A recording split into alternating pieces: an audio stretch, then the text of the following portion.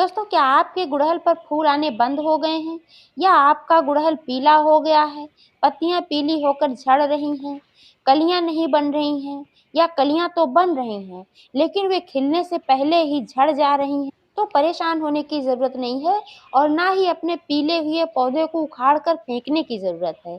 यही वह सीज़न है कि आप अपने पौधे को नया जीवन दे सकते हैं। 2-3 आवश्यक कार्य करके आप अपने पौधे को फिर से हरा-भरा कर सकते हैं और इससे ढेर सारी फ्लावरिंग ले सकते हैं। तो दोस्तों, ये कौन से 2-3 ज़रूरी काम हैं और इसमें कौन से फर्टिलाइज़र अभी इस सीज़न में देना है, संपूर्ण जानकारी मिलने वाली है इस वीडियो में, तो प्लीज़ वीडियो पर अंत तक बने रहें, बिना स्किप किए पूरा देखें और जानकारी अगर पसंद आए तो लाइक करें, शेयर करें। चैनल को अभी तक सब्सक्राइब नहीं किया है तो प्लीज़ चैनल को भी सब्सक्राइब करके बेल आइकन को प्रेस कर लें ताकि सारे अपडेट्स आपको मिलते रहें। नमस्कार दोस्तों, स्वागत है मेरे YouTube channel gardening with Poonam में। दोस्तों, गुड़हल एक परमानेंट फूलों वाला पौधा है। अगर ठीक से इसकी देखभाल की जाती है तो कम से कम एक ही गमले में बीसियों साल चलता है। उदाहरण के लिए मैं बता दूं कि जो आप यहाँ पर मेरे एक बकेट में लगा हुआ है पौधा आप देख पा रहे हैं, ये 5 वर्ष पुराना है और छठा वर्ष चल रहा है। आप मान लीजिए 5.5 वर्ष का ये पौधा हो गया है और ये लगातार फ्लावरिंग देता रहता है। गर्मी, जाड़ा, बरसात इसकी फ्लावरिंग कभी बंद ही नहीं होती है। आप देख पा रहे हैं कितना ज़्यादा पीछे कोहरा पाला सब पड़ा था, इसके बावजूद इसकी एक भी पत्ती ना पीली हुई है और ना ही इसमें फ्लावरिंग बंद हुई है। अभी भी आप देख पा रहे हैं कि इसमें फूल भी खिल रहे हैं और एक-एक ब्रांच में कई-कई कलियाँ भी बनी हुई हैं। और ये जो आप देख पा रहे हैं, ये मेरा 7-8 महीने का पौधा है और इसमें भी लगभग 2 महीने से कलियाँ भी बन रही हैं और फूल भी खिल रहे हैं। लेकिन इसमें एक समस्या ये है कि इसमें ब्रांचेज़ कम है क्योंकि अभी तक इसकी मैंने प्रूनिंग नहीं की है। जब मैंने इस पौधे को कटिंग से ग्रो किया था और फिर रिपोर्ट किया था, तो रिपोर्टिंग के समय मैंने इसमें अच्छी पॉटिंग मिक्स का इस्तेमाल किया था और इसमें कुछ फर्टिलाइज़र वगैरह दिए थे, जिसके फलस्वरूप इसमें अच्छी खासी ब्रांचेज़ आई। आप देख पा रहे हैं 5-6 ब्रांचेज़ कम से कम इसमें आई हुई हैं। लेकिन दोस्तों, अभी तक मैंने इसकी प्रूनिंग नहीं की है और ये ब्रांचेज़ काफ़ी लंबी हो गई हैं, आप देख पा रहे हैं। तो अब इसकी छँटाई करना बहुत ही आवश्यक है क्योंकि स्प्रिंग सीज़न जो होता है, इस सीज़न में जब आप अपने पौधे की छँटाई-कटाई करते हैं तो इस सीज़न में पौधे की ग्रोथ बहुत तेज़ होती है। तो फिर से आपका पौधा जल्दी ही घना हो जाता है, इसमें ढेर सारी ब्रांचेज़ आ जाती हैं। तो दोस्तों, कटाई-छँटाई का यानी कि हार्ड प्रूनिंग का सबसे अच्छा समय बरसात होता है या फिर यही स्प्रिंग सीज़न होता है। और बीच-बीच में आप लाइट प्रूनिंग करते रहें क्योंकि प्रूनिंग से पौधे को नया जीवन मिलता रहता है, नई ब्रांचेज़ आती हैं और नई ब्रांचेज़ पर ही कलियाँ ज़्यादा मात्रा में बनती हैं, ज़्यादा फ्लावरिंग होती है। ऐसे ही मैं अपने पौधे की देखभाल करती आ रही हूँ और इसका रिज़ल्ट ये है कि आप देख पा रहे हैं कि इतना मौसम खराब होने के बावजूद लगभग 1.5 महीने तक मेरे यहाँ धूप नहीं हुई थी, अब 2-4 दिनों से हो रही है। तो इसके बावजूद पौधा कहीं भी डैमेज नहीं है, कहीं भी डिस्टर्ब नहीं है। जबकि गुड़हल के पौधे को कम से कम 5 से 6 घंटे की धूप में रखना आवश्यक होता है। लेकिन दोस्तों, इसकी मैं हार्ड प्रूनिंग नहीं करूँगी क्योंकि इसकी हार्ड प्रूनिंग मैंने 2 महीने, 3 महीने पहले कर दिया था। ये पौधा काफ़ी लंबा हो गया था और जब मैंने इसकी हार्ड प्रूनिंग किया था तो इसका वीडियो भी मैंने अपलोड किया हुआ है। उस समय मैंने इसमें कौन से फर्टिलाइज़र दिए थे, तो आप देख सकते हैं और इसका रिज़ल्ट आप देख पा रहे हैं कि पौधा कितना बढ़िया है, पूरी सर्दी ये पौधा खराब नहीं हुआ। बस अंतर इतना है कि गर्मियों में जो बहुत बड़े-बड़े फूल खिलते थे और फूलों की संख्या अधिक होती थी, उसके अनुसार थोड़ी-सी संख्या कम है और फूलों का साइज़ भी थोड़ा-सा छोटा है। लेकिन पत्तियाँ आप देख पा रहे हैं कि कितनी डार्क ग्रीन हैं। तो इस पौधे की तो मैं थोड़ी-सी बस ऐसे लाइट प्रूनिंग कहीं-कहीं करूँगी, ज़्यादा नहीं करूँगी, क्योंकि आप देख पा रहे हैं कि सभी ब्रांचेज़ में अच्छी मात्रा में इसमें कलियाँ बनी हुई हैं। तो अगर मैं प्रूनिंग कर देती हूँ तो फिर फ्लावरिंग करने में लेट होगा। लेकिन दोस्तों, ये जो मेरा दूसरा पौधा है, जो नया है, अभी 7-8 महीने का है, इसकी मैंने कभी हार्ड प्रूनिंग नहीं की थी, तो आज इसकी मैं हार्ड प्रूनिंग करूँगी। जबकि आप देख पा रहे हैं कि इसपे भी फ्लावरिंग भी हो रही, कलियाँ भी बनी हुई हैं, लेकिन अगर मैं कलियों का मोह करूँगी और फूलों का मोह करूँगी, तो ये पौधा फिर घना नहीं हो पाएगा और ऐसे ही 4-6 फूल ही मुझे मिलेंगे। नीचे से आप देख पा रहे हैं इसमें जो इतनी सारी ब्रांचेज़ हैं और ये फैल रही थी, इसकी वजह से मैंने इसको ऐसे एक रस्सी से बाँध दिया था, ताकि ये सारी ब्रांचेज़ ऊपर की तरफ जाएँ। अगर आपके भी पौधे में इस तरीके की कोई प्रॉब्लम आ रही है कि सारी ब्रांचेज़ हैं, बहुत ज़्यादा नीचे से ब्रांचेज़ हैं और वे फैल रही हैं, तो आप भी इसी तरीके से बाँध कर रखें। और ये जो मेरा दूसरा पौधा है, इसमें ऐसी कोई समस्या नहीं, नीचे से जो भी ब्रांचेज़ थी मैंने कट कर दिया है, इसको बाँधने की ज़रूरत नहीं है। नीचे से आप देख पा रहे हैं कि इसका तना मोटा हो गया है क्योंकि ये पुराना पौधा है। तो दोस्तों इस सीज़न में जो ज़रूरी काम करने हैं, इसमें से सबसे पहला काम तो यह है कि अगर आपका पौधा कहीं छाये में पड़ा है, जहाँ ज़्यादा धूप नहीं आ रही है, सिर्फ़ 1-2 घंटे की धूप आ रही है, तो आप अपने पौधे को सबसे पहले उठाकर ऐसे स्थान पर रखें, जहाँ पर कम से कम 5 से 6 घंटे की धूप आ रही हो। दूसरा ज़रूरी काम है हार्ड प्रूनिंग। अगर आपने अपने पौधे की 2-3 महीने पहले कटाई-छँटाई नहीं किया है, हार्ड प्रूनिंग नहीं किया है, आपका पौधा काफ़ी लंबा होता गया है और या तो फिर आपका पौधा अगर पीला हो गया है, पत्तियाँ बहुत पीली हो गई हैं, तो आपको हार्ड प्रूनिंग करने की ज़रूरत है। वैसे भी जब पौधा बहुत पुराना हो जाता है, पत्तियों की एज हो जाती है, तो पीली होकर झड़ती ही झड़ती हैं। लेकिन अगर आप प्रूनिंग नहीं करते हैं, तो फिर पौधा धीरे-धीरे खराब हो जाता है। जब आप प्रूनिंग कर देते हैं तो इसमें से फिर नई शाखाएँ निकलती हैं जो कि पूर्ण स्वस्थ होती हैं। तो दोस्तों हार्ड प्रूनिंग करने के लिए क्या करना है कि नीचे से ज़्यादा से ज़्यादा 8-10 इंच छोड़ देना है, इसके अलावा जितना है ऊपर का सब कट कर देना है।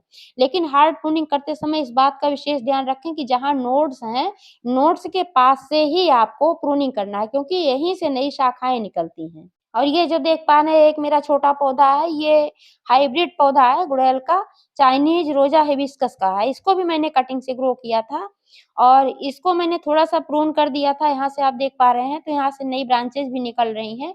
तो जो नई ब्रांचेज़ निकल रही हैं, इसको और घना बनाने के लिए यहाँ से ऊपर से हल्का-सा 2 इंच में कट कर दे रही हूँ। जो ब्रांच थोड़ी बड़ी है और जो बिल्कुल छोटी-छोटी भी निकल रही हैं, इनको नहीं कट करना है, क्योंकि जब कट करती रहूँगी तो पौधा बुशी हो जाएगा और जब ज़्यादा ब्रांचेज़ होंगी तो ज़्यादा फूल मिलेंगे। तीसरा ज़रूरी काम है दोस्तों, अगर आपने अपने पौधे को काफ़ी दिनों से रिपोर्ट नहीं किया है, तो आप अपने पौधे को रिपोर्ट करें।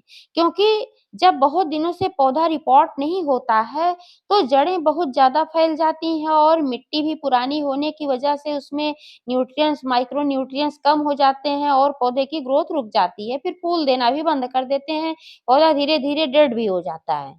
चूँकि दोस्तों मेरे पौधे की जो मिट्टी है इसमें न्यूट्रिएंट्स, माइक्रो न्यूट्रिएंट्स की कमी नहीं है, इसी वजह से मेरे पौधे जो हैं पूर्ण स्वस्थ हैं और फ्लावरिंग भी कर रहे हैं इसलिए मैं रिपोर्ट नहीं कर रही हूँ। लेकिन अगर आपके पौधे में कमी है और काफ़ी दिनों से आपने रिपोर्ट नहीं किया है, तो आपको रिपोर्ट करने की ज़रूरत है। रिपोर्ट करने के लिए पूरे पौधे को गमले से निकाल लेना है और जड़ें थोड़ी-सी ट्रिम कर देनी हैं, फिर से इसको नई मिट्टी भरकर इसमें फिर से लगा देना है। अगर आपका कंटेनर काफ़ी बड़ा है, जैसे कि मैंने 20 लीटर की बकेट में इसको लगा कर रखा है, ये भी काफ़ी बड़ा है, तो रिपोर्ट करने में थोड़ी-सी प्रॉब्लम आती है। तो इसका विकल्प ये है कि गमले से आप 1/3 मिट्टी निकाल लें और जब आप मिट्टी निकालते हैं, साथ में जड़ें भी ट्रिम हो जाती हैं और मिट्टी निकालने के बाद दूसरी मिट्टी इसमें भरना है। जो दूसरी मिट्टी भरना है, उसको आप एक अच्छी पॉटिंग मिक्स बनाकर भरेंगे उसमें आप 50% गार्डन सॉइल और 20% मोटी वाली रीत, 30% गोबर की सड़ी हुई खाद या कंपोस्ट खाद मिलाएँ। तीसरा ज़रूरी काम है दोस्तों इसमें फर्टिलाइज़र देना। क्योंकि ये सीज़न जो है इस सीज़न में अगर आप फर्टिलाइज़र दे देते हैं, अच्छे से अपने पौधे को खिला-पिला देते हैं, तो आने वाले समय में पौधा अच्छी फ्लावरिंग भी देता है, ग्रोथ भी अच्छी होती है क्योंकि आने वाले समय में जैसे फरवरी में ग्रोथ बहुत ही अच्छी होती है पौधे की, तो इसको खिलाने-पिलाने की ज़रूरत होती है। जब पौधे की ग्रोथ होती है, फ्लावरिंग होती है, फ्रूटिंग होती है, ऐसे समय में पौधे को न्यूट्रिएंट्स, माइक्रो न्यूट्रिएंट्स की आवश्यकता ज़्यादा होती है। वैसे तो गुड़हल के पौधे को 1 महीने में 1 बार गोबर की सड़ी हुई खाद अवश्य दें। गुड़हल के लिए आप जाइम खाद का इस्तेमाल कर सकते हैं, बहुत ही अच्छा होता है।